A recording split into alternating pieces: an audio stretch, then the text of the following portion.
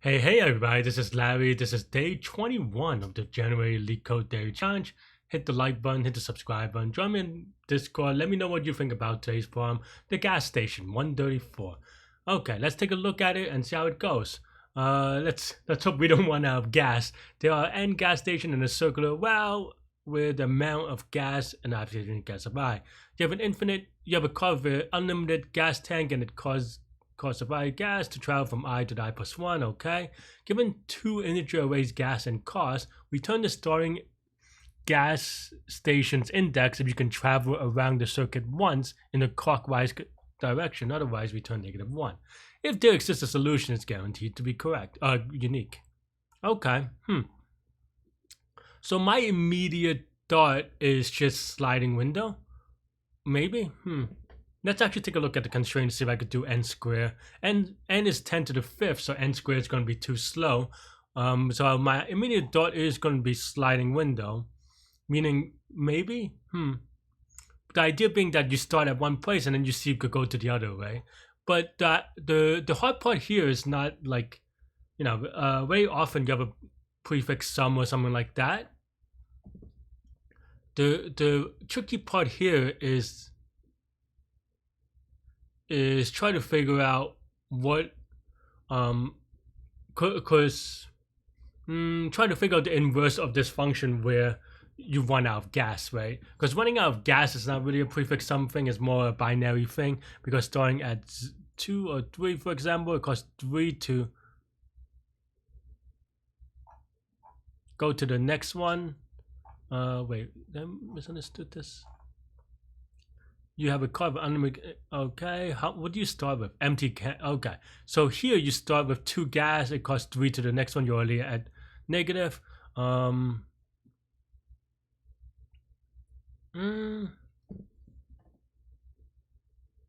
to think. Actually, now that I think about it a little bit more, I'm trying to think whether greedy works, right? Because the idea is that almost like what's that algorithm off my head that I forget? The max, the subsequence max one, or subarray max sum one. I forget what it's called.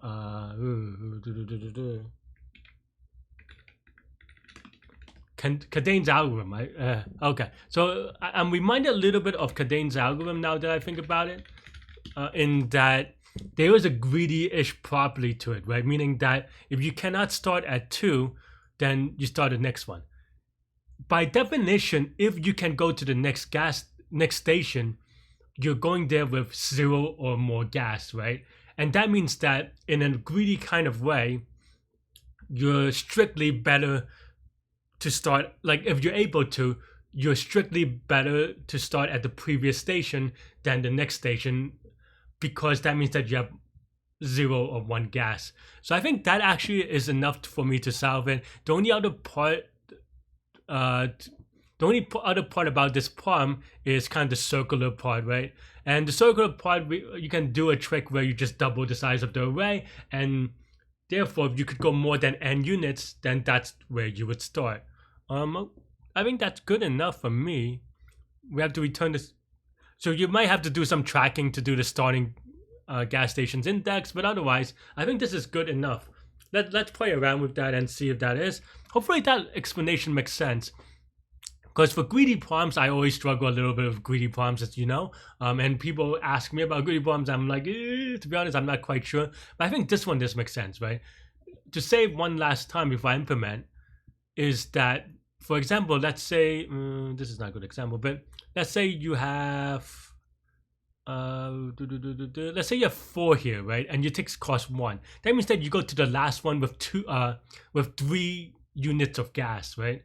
And of course, if you have 3 units of gas to go to station 5, the 5th station, that means that it is strictly better than starting at the 5th station, because you can either start with no gas or you can start with 3 gas, right? So in that way, I think that greedy makes sense. So let's get started on that one.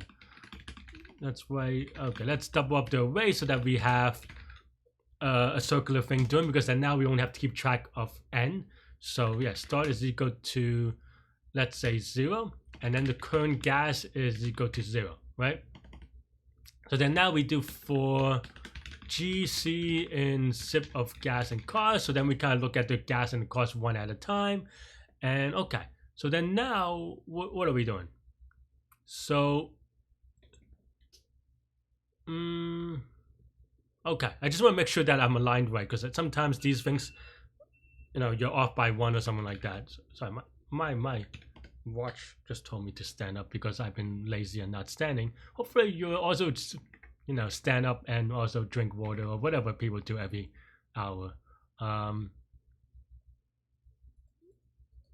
Okay, so yeah, so now we're making sure that it is aligned, because sometimes the input is a little bit awkward. So okay, so that means that okay, so current we want to minus, well, I guess we add gas first and then minus cost, right? Let's say next is next next current is you go to this thing, and then if next current is less than 0, yeah, if it's strictly less than 0, then we have to start at this gas, or we attempt to start at this gas station. So start is equal to I guess I have to enumerate this actually.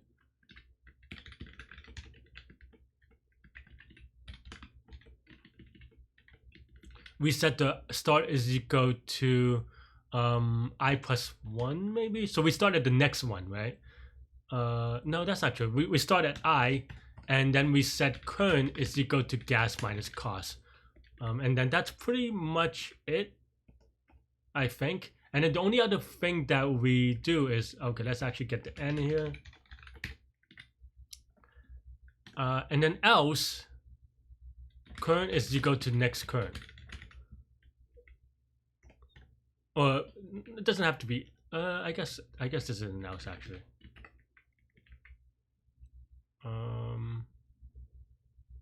Yeah. And then now just one more check is if I minus start is graded, maybe I'm off by 1 here. I think this is actually just, if this is equal to, let's say if there's 1 apart, then we have 2 gas stations, right? So okay, so I think this is this minus 1 less than N. And then in this case, oh, do we have to make? Actually, I don't think we need the minus 1, because you have to get back to the beginning. So technically, you hit up N plus 1 gas stations. So that means that you have N transitions. So I think this is right, but I may be wrong. So, and I'm pointing that out just so that I have a mental count of, okay, like if we do testing later and I notice that there's something wrong, this would be what I consider more sketchy. So yeah, but if this is case, then we get to return start. Otherwise, we return -1. I think that should be okay. Let's give it a spin. Ooh, what am I doing? Oh, that's just a silly typo.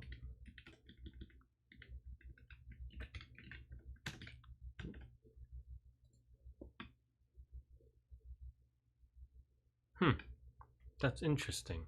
Dong dong dong. Well, at least something works. But maybe not. Let's see. Okay. I guess we'll just print out the states.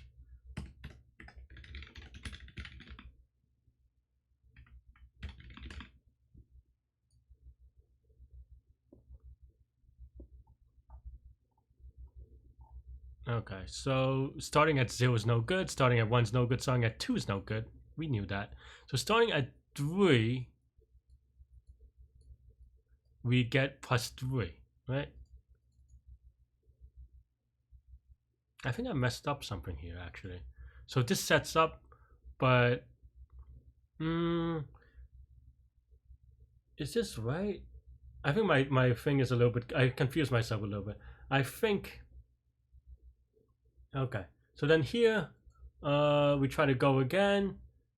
I mean, I know what I'm doing wrong. What I'm doing wrong is that I'm not, because if this could be negative, then it carries into the next one, but which I do want to check as well. But so okay, so this is false, that means that by default this is going to be negative, I guess. So we should make that 0. But then here we should make this I plus 1. Does that fix it? Okay. I think what I want to say is that, yeah, because if this, I mean, this could be negative, right? And that's fine.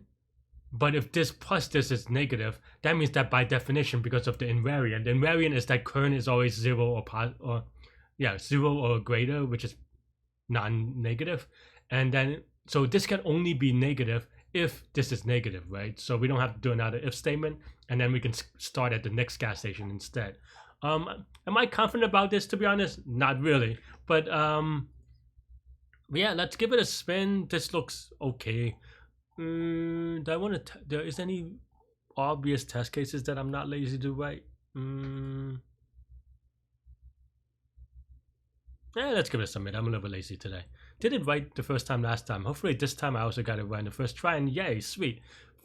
The timing is way slower though for an hour and a half. I mean, I usually don't care about the timing, but this is like 10 times slower. I don't know if they just changed the, because I don't think I do anything really that complicated, so they probably just added more test cases.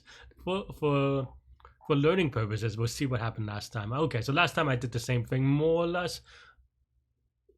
I do keep track of it slightly differently with more things, but okay. I mean, I guess I did this implicitly instead of explicitly, but